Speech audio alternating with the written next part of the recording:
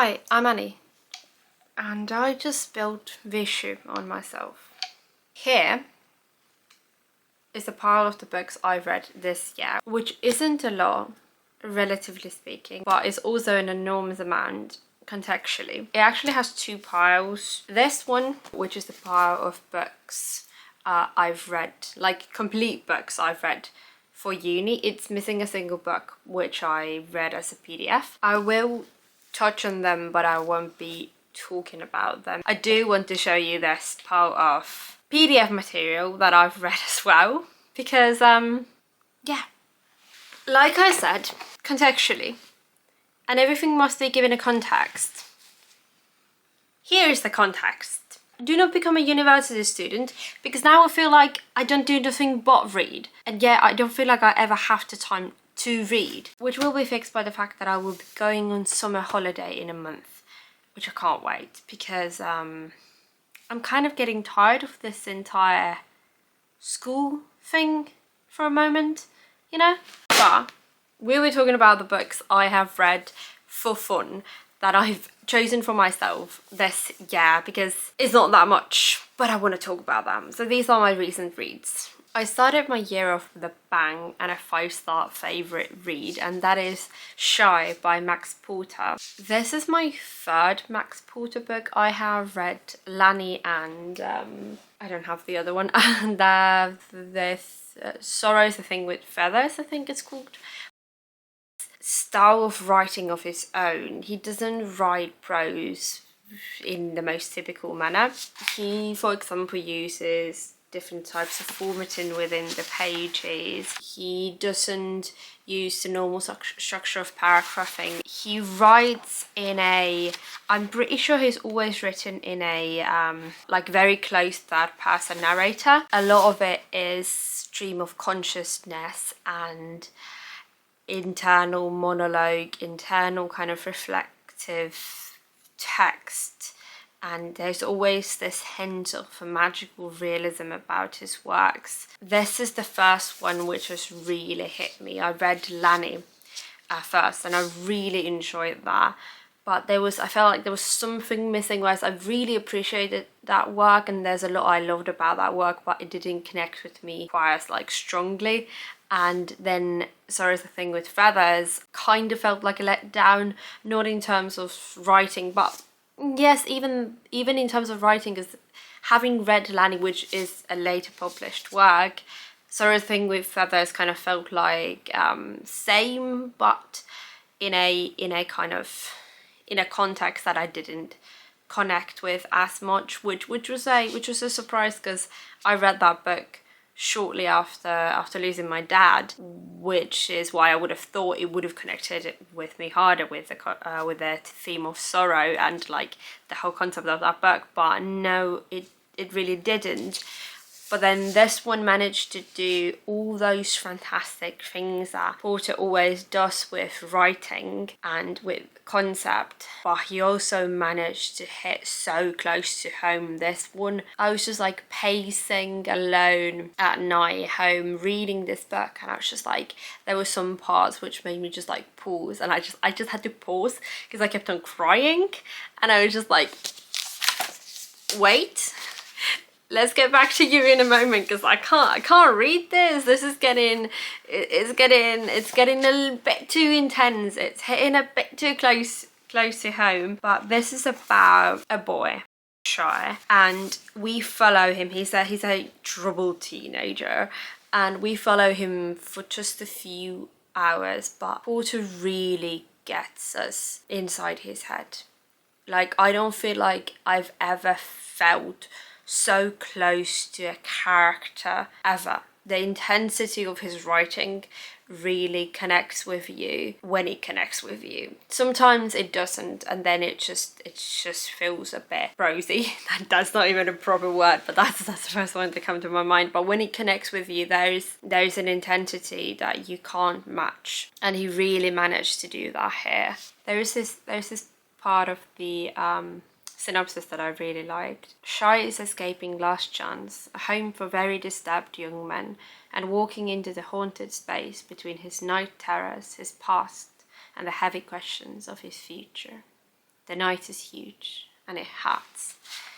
I think that wraps up this book. If you like hard-hitting contemporary literary novellas, but even if you don't usually gravitate towards contemporary books, again, this is very contemporary, what am I saying, but it has a feel to it that is almost like poetry. Then the next day, I don't think I read this the next day, I finished this the next day.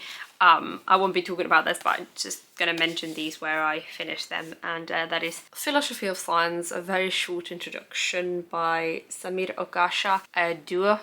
These are very short introduction books by Oxford. They're just stellar. I haven't read a dud. And I read 3 introductory books to Philosophy of Science, and frankly I thought this was the best. So these are not poor. Even as someone who has knowledge of these like topics, obviously I'm not an expert, but you know, I've taken the bloody course, I've taken the university course. This was kind of my recap before the exam. Okay, to be fair, I didn't go to most of the lectures, but that is besides the point. This just like gave a genuinely good recap and an introduction to the topic in an interesting manner and in an engaging manner. It's not like, oh, it's so basic that it's boring, but it's also not absolutely and completely like unreachable to actual people who need an introduction to actual like people who don't I can't say the word don't have knowledge of the topic. You get me. Then I read The Duchess of Malfi by John Webster. I actually didn't read this edition. I bought this edition after finishing the book. What an effing play, and what an effing ending. It was good soup. It was better than good soup. My single short note in my wrapped notes is my favourite play? ? Yes, I absolutely adored. I adored to the moon and back this little play, this little tragedy. I was talking about John Webster last year when I read The White Duke. Oh no, not The White Duke, The White Devil. Some people think he's undervalued, underrepresented, underrated, and some people think he's so overrated and so overvalued, and he isn't even that good. And I was talking about how, you know, I might love him, come to love him more than Shakespeare, or at least I would if there were more plays by him. I bloody love The White Devil, but The Duchess of Malfi, I'm gonna reread it in May. That's already a promise that is given, that is taken. Am I even talking nothing about this play? No. What? How can I synopsize this play? It's just everything. The play begins as a love story when the Duchess marries beneath her class and ends as a nightmarish tragedy as her 2 brothers undertake their revenge, destroying themselves in the process. I love the Duchess of Malfi as a character, first of all. I already kind of noted during The White Devil how Webster writes female characters in a way that, you know, kind of makes them feel like really powerful. There's like this very complex relationship where, like, obviously there's that Jacobean misogynistic writing of them as powerful women as kind of being automatically bad and corrupt and immoral, but there's also something so absolutely and utterly powerful about these characters as well. He gives them such authority in his place, and just the words he puts in their mouths.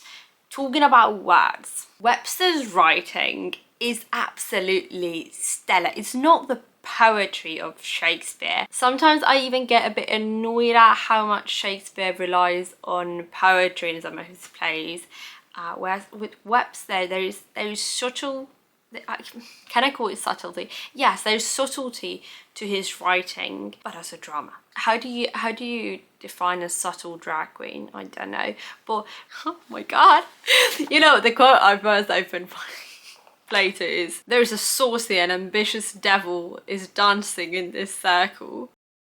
I think I quit talking about this play. You can understand why I love this. But yeah, what I was actually opening to is a bit below is, "Ambition, madam, is a great man's madness that is not kept in chains and close-pent rooms, but in fair lightsome lodgings, and is girt with the wild noise of prattling visitants, which makes it lunatic beyond all cure. Conceive not, I'm so stupid, but I am plain, Where do your favours lend? But he's a fool that, being cold, would thrust his hands in the fire to warm them. Am I allowed to physically assault this book out of love? That's my comment.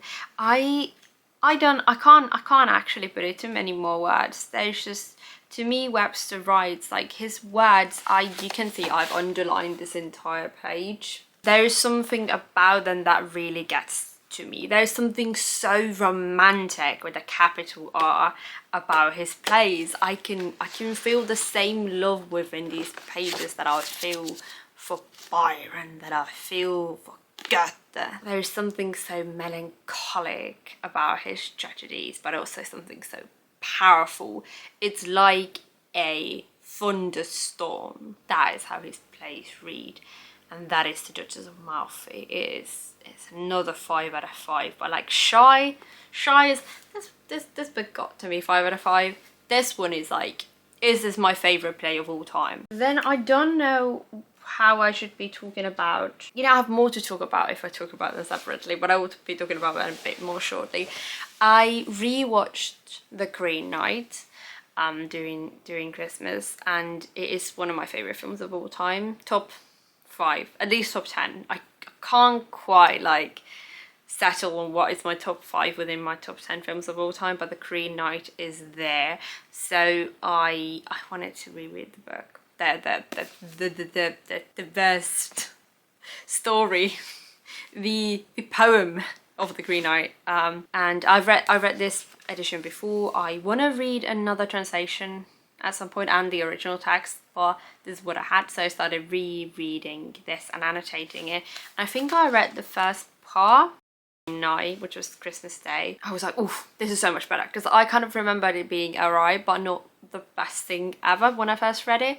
I remember being a bit disappointed in it, and now I was like, what, this is so good. Like the writing, I love the way the story is told. Like there's something about this medieval verse style that is really calling to me, or maybe just Tolkien's translation is like really hitting hard. Then I didn't finish it that night because it was Christmas Day, and picked it back up in January, and I finished it, and I really did enjoy it, but like it kind of again lost me near the end. It is a greatly told story for the medieval time, but Jesus Christ, the ending, yeah, exactly, Jesus Christ, because like Christ, it kept talking about like Christ. It delved too deep into the Christian side of the Christmas tale, and I just got a bit bored. But you know, there's a lot great here. Like it's still a good story, good poem, but basically the film is better. I really appreciated with what the poem is doing. Did I explain what the poem is about? No, but on New Year's or Christmas, Green Knight comes to Camelot and challenges the Knights of the Round Table. The poem, the plot of the poem, the film was a bit different, so I get them mixed up. But I think kind of in the poem, Gawain is like, I will take up the challenge, and he cuts off Green Knight's head. And the deal was that 1 year hence I would do to you what you did to me. Now I can't remember if I'm talking about the plot of the film or the book. And then we follow the Green Knight's journey to the, not the Green Knight's, Gawain's journey to the Green Knight 1 year hence. But that's not kind of what it follows, because a lot of the, like everything else except what the majority of the poem is about is really good, really interesting, really solid. But we stay with this lodge for a really long time, and I get what it's doing with the themes, but Jesus Christ, we stay there forever. And I like the amount of time we stay at this manor house or whatever it is in the film, because it's a much shorter amount of time. But in the poem we just stay there, and it's like repeat, and those verses aren't even that interesting because it's a lot of a description of hunting. I want to love it so much more than I actually love it. That's kind of where I'm gonna end it, because like I could go and rambles about how, you know, it's just, you know, the film is really great. It's brilliant, it's beautiful, it's vast, it's immaculate, and I really appreciate this poem for existing. Also on the 8th, I finished Introduction to Scientific Thinking. Gosh, I hated this Why did I have to read it? I would have DNF'd it if I wouldn't have purchased it, like an idiot, instead of borrowing it from the library. Because Jesus Christ, what was this book? No, never again. Also, the conclusion of this, I need to read you the conclusion. I went on a tangent, but conclusion of this book is best argument wins. I won't give you any context. That was not like a criticism. What? That was not meaning. I didn't pick that up on random. Jesus Christ, man.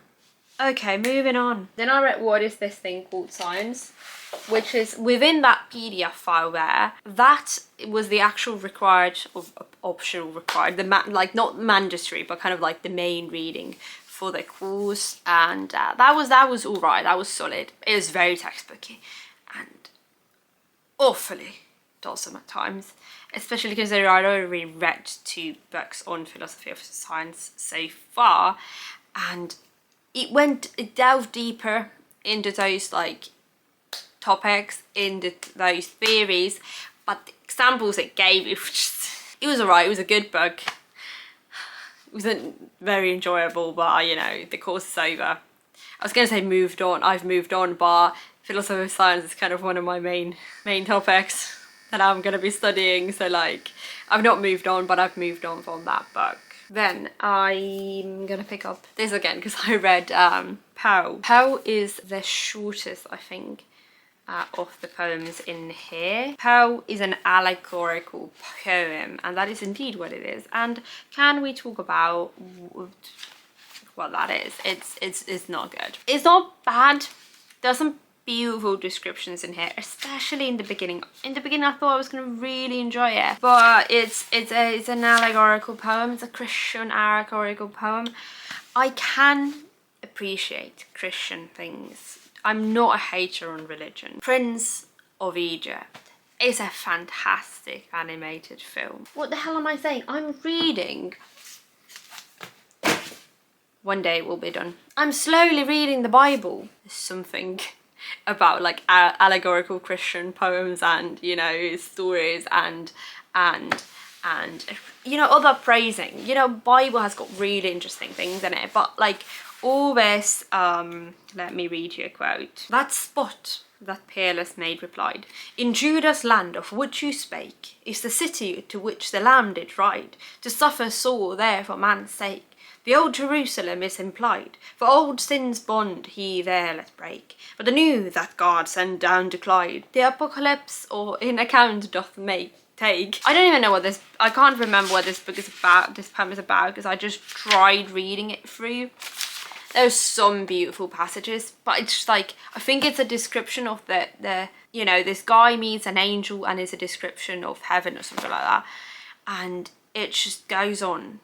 And I just wanted to stop. You know, that's all I've got to say. Not enjoyable. You know, I could be talking about an hour of this about this next read. I finished my re-listen, actually my reread, aka my re-listen, aka my first time listening to Andy Serkis narrate The Lord of the Rings by j.r.r. Tolkien. Do we even have to say anything? I genuinely don't know how I can like condense my opinions and thoughts about Lord of the Rings. What did this re-listen give me? I'm gonna answer that question. What did this give me? The Andy Serkis narration might be my favorite form of consuming the Lord of the Rings. It's just beautiful. You know, I keep going back and forth on what is my favorite book, but after re-listening to this, Lord of the Rings is my favorite book of all time.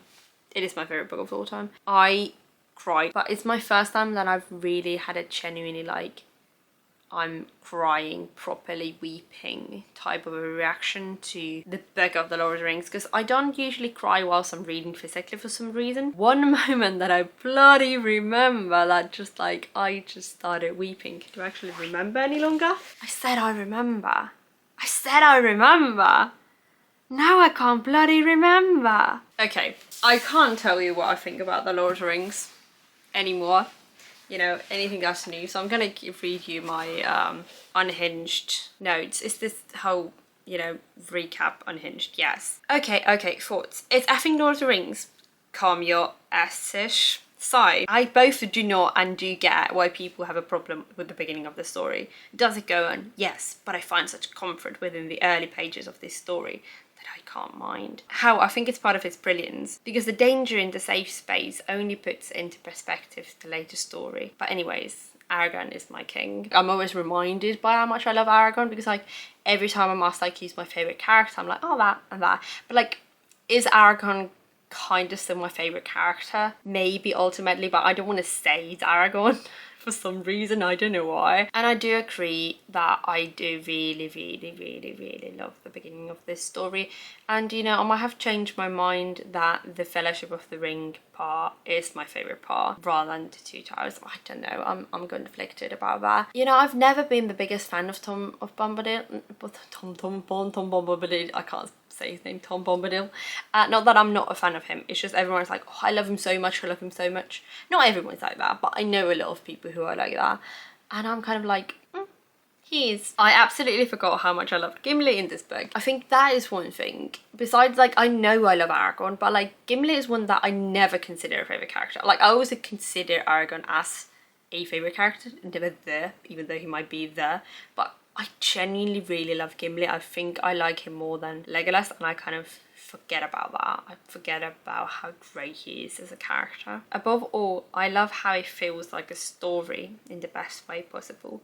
It reminds me of why I love storytelling, yet in no way does it feel so distant. I agree with that. This is an incomprehensible, what am I even saying at this point, but I agree with myself. That is what I love about this. When book one of the Two Towers began, I was like, was this actually my favourite part of the Lord of the Rings? Or did I misremember something? But no, it's almost over now, and I want to read it again. I absolutely love how Tolkien weaves this narrative through stories within the larger story. I know that all this sitting around and talking about what has happened or will happen wouldn't work with everyone, but to me, it's absolutely everything. Do I need to say it? Sam is the goat. He says, bah. Don't laugh at yourself, but what is that note? I'm not even going to talk about Faramir. Am I not? Rather, I'll talk about Frodo. Okay, I've got a rant about Frodo. I'm going to read you the rant about Frodo. Frodo is such a great character to have as a fake protagonist, because I'd argue he's not the protagonist of the story. Sam is. It's so clear from the way the story is crafted, and I think it makes Frodo just better, because he's not a bad protagonist. Rather, he's the one in need of help. The one who would have died before leaving the Shire, without everyone around him. He is the central character, and he is one of the best. I'm a Frodo defender. Stand by that. No shit, because I wrote that in a month ago. But it's April, honey. I wrote that 5 months ago. 4 months ago. If I ever question whether this is one of my absolutely favourite books of all time, I just need to reread The Siege of Gondor. That was what I was looking for before I started reading you all these notes. And there will be no question. Perhaps, if we were villains, it's in my favourite novel. Perhaps it's this. Because damn, j.r.r. Tolkien can write. And damn, does it hit close to home. Beautiful. Devastating. Stellar. Yeah, Siege of Gondor was one that really got to me. It really got to me. I think I re-listened to that part, genuinely, and wept. I'm pretty sure that's the part I wept to when I was walking from the train station home. I don't know if I walked across someone, because like I was just there, and I was dying on the inside. I don't know what has happened to my accent throughout this video. Okay, this is my next note. Today I wept as I was packing my scenes. Scenes? I'm assuming I mean for the trip, not my scenes. Today I wept as I was packing my suitcase. One moment I was fine, just getting ready and listening to The Lord of the Rings. The next moment Tolkien hit a bit too close to home with one of those lines. And gosh, I love Mary. Oh my god, can I read it? Can I read it? I can never smoke again, for it shall remind me of him. Smoke again and remember him. My final now. Everyone else, move out of the way. Why was there even any doubt? This is my favourite book of all time. Tolkien was a wizard. Tolkien was a god. There is something so purely magical about this story. It can be dark yet filled with hope and light. Only thinking about the weight this book has on my life and heart makes me nearly weep. Tolkien did something beautiful with this book. Something that will last forever. I think that's me with The Lord of the Rings. At the minute, after this reread, my top 3 favourite characters. No, 5. Faramir, number 2. Harry, number 3. Can I say Aragorn? Aragorn, number 4. Eowyn, number 5. Gandalf. Sam is not on that list. Oh, I always forget. We're gonna go with that. I went with my gut. You know, do I feel like is Sam still a goat? But yeah, we're gonna go with that list. I probably one day I'm gonna make a proper video about this book, but like after that, how can I even talk about the way that I really loved the final Breton Lay, I think it's called, in here. So Orfeo is a medieval retelling of the myth of Orpheus. I think a lot of why I loved that is because it is a medieval retelling of the myth of Orpheus, which is my favourite Greek myth. I do like what it does with it, and again, the writing in here, the actual poetry of it is great. Let me read you a bit. I don't have much to say about it because it's a short poem, medieval poem that is their retelling of the myth of Orpheus. I'm not gonna review you the myth of Orpheus. It's a great myth. I love it. Oh, if you don't know it, like I said, Orpheus is does he play lute here or is it just harp? Anyways, this is a musician man, although I think he's a king here. No, a king. He's a knight here, and his wife is taken to the underworld and he tries to rescue her. We know that story. Yeah, I'm gonna read you just a quote that I've hearted. Then he began to gaze about and saw within the walls a rout of folk that were thither thrown below, and mourned as dead, but were not so. For some there stood who had no head, and some no arms, no feet, some bled, and through their bodies wounds were set, and some were strangled as they ate, and some lay raving, chained and bound, and some in water had been drowned, and some were withered in the fire, and some on horse in war's attire, and wives there lay in their child bed, and mad were some, and some were dead, and passing many there lay beside, as though they slept as quiet noontide. Thus in the world was each one caught, and thither by fairy magic brought. There too he saw his own sweet wife, King Herodes, his joy and life, asleep beneath a crafted tree. By her attire he knew 'twas she. I forgot that aspect of this.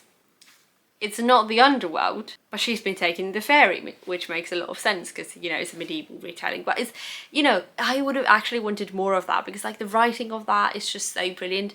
There are some aspects that I didn't quite love because of what they changed about the original story, not that aspect necessarily, but I think I can come around to it and love it even more on a reread. I mean, this was a reread, but on a reread of a reread. But it's still one of my favourite kind of medieval stories, poems, whatever. It's great. I really enjoy it. I do recommend the Tolkien translation of this, even though it was a bit of a mixed bag, but I do think Tolkien translated this work really beautifully. That's not it for January. I read in January more than I read in February and March together. On the 30th of January, I also read my only audiobook, which I don't have, which is Mislaid in Parts Half Known by Sean and McGuire, which I think it's their 9th book. Yeah, the 9th book in the Wayward series. I'm opening my computer to get to my notes. I realised I don't have much to say about this because I really liked it.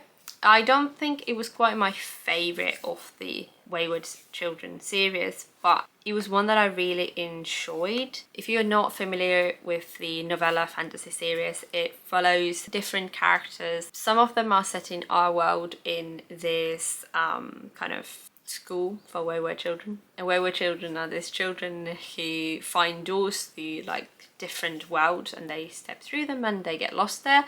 And some of them are set in those worlds. We follow like different characters within those worlds, and some of them are set in the school where people kind of end up in, or like sometimes end up in when they end up back at home because they can't, you know, deal with a normal world.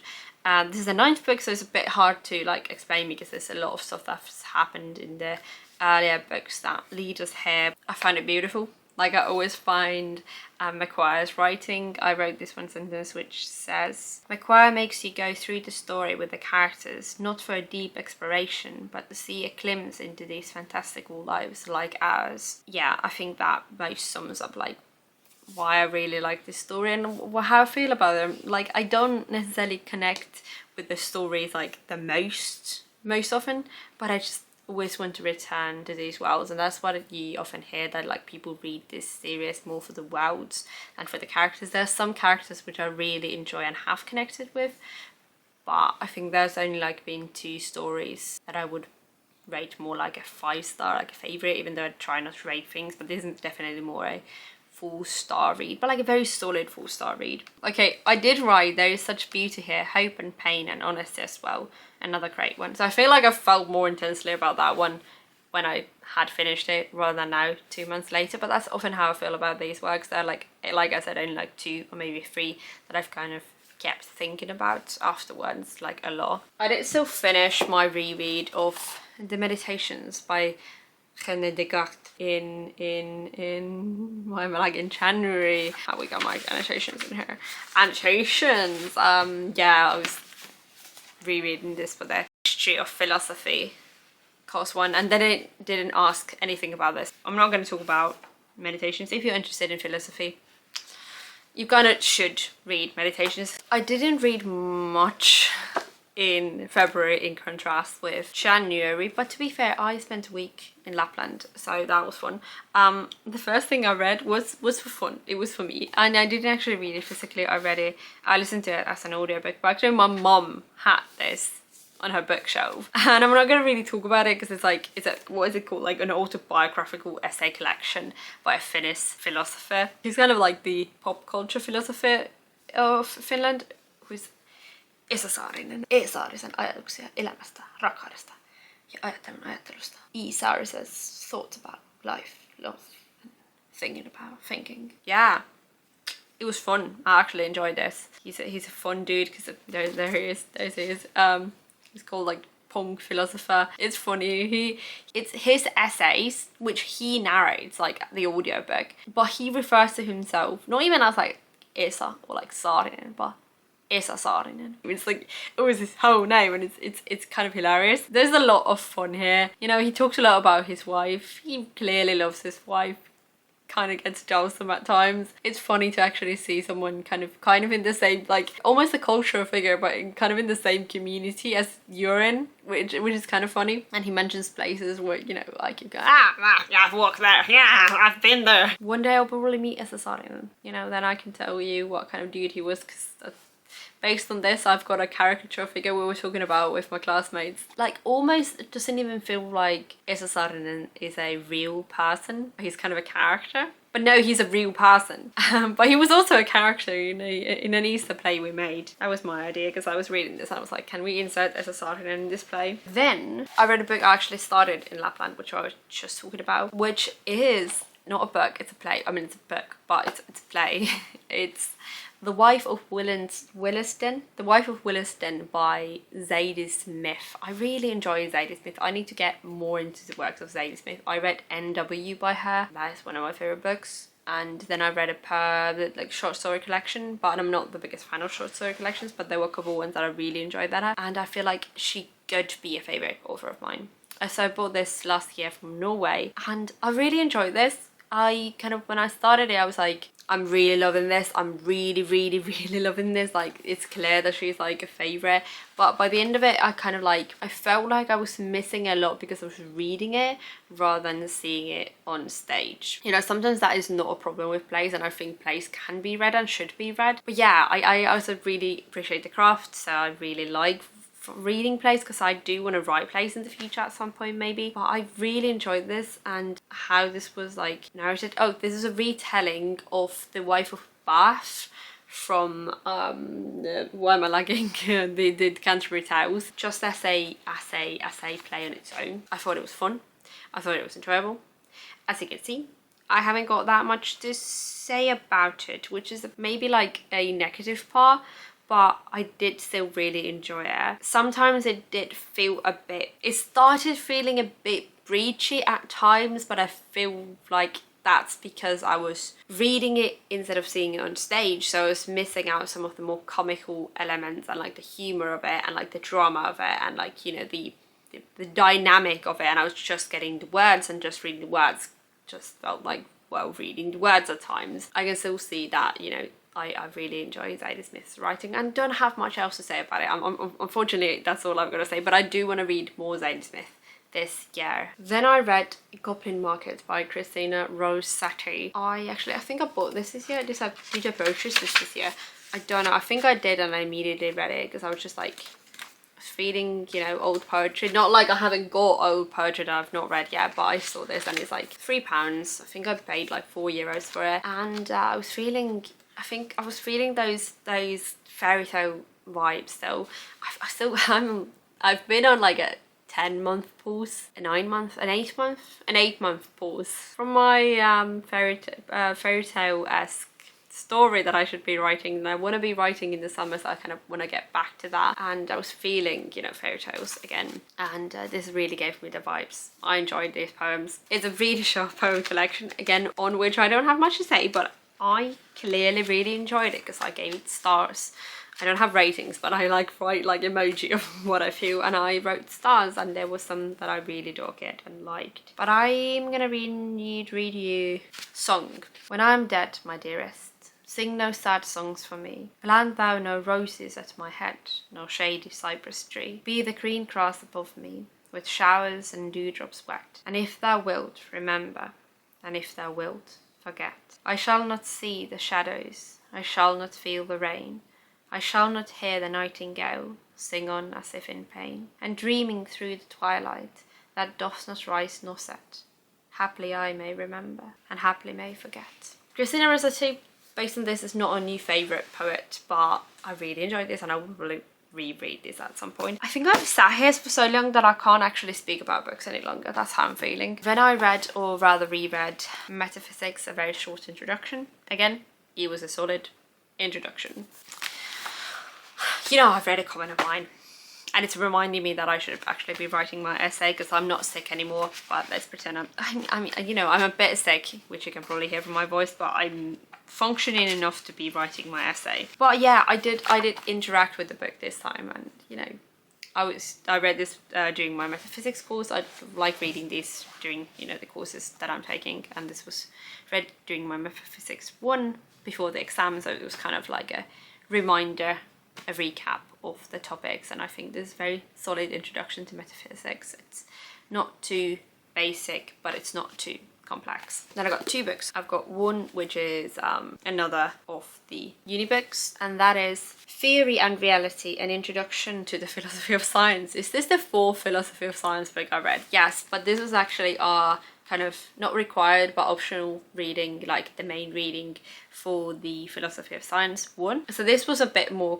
complex rather than the other ones. I think the other ones can be read by any layperson, although, you know, what is this thing called science, you know, that was a bit boring at times. I think this is much better kind of course book, like a university level introductory book than that. This was really interesting. Was it a bit dry at times? Actually not really. Like, there was some drier topics, but I think I was intrigued about all the way through. I did not always agree with Godfrey Smith. Could be an understatement.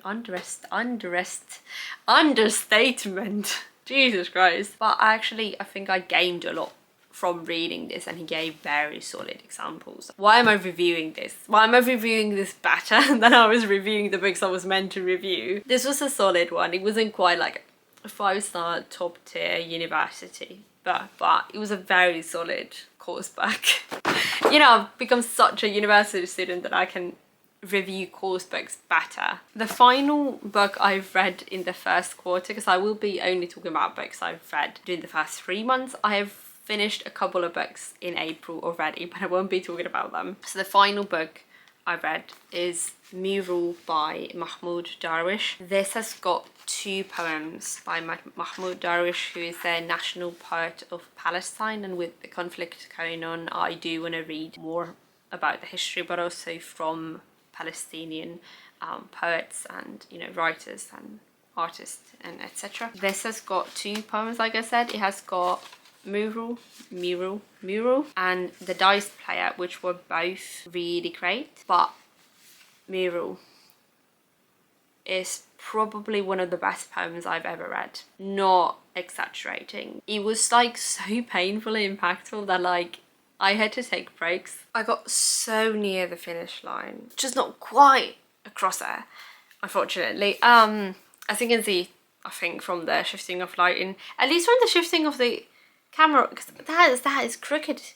A couple minutes ago, I'm not going to fix it. You're just going to stay crooked for the rest of this. Mural, that was what I was talking about. Hauntingly beautiful. I don't know why I said, because it's been genuinely hours, but this is just hauntingly beautiful. It took me days to get through this, and it's for like one of the biggest reasons is just how great Darwish is at capturing these emotionally devastating, humane themes. I feel like I'm saying nothing, but I don't feel like I have any words. I feel like I've read more than I've spoken, but let me read again. I am the stranger, obliged to cross the Milky Way seeking the beloved, condemned by his gifts that ruin appearances.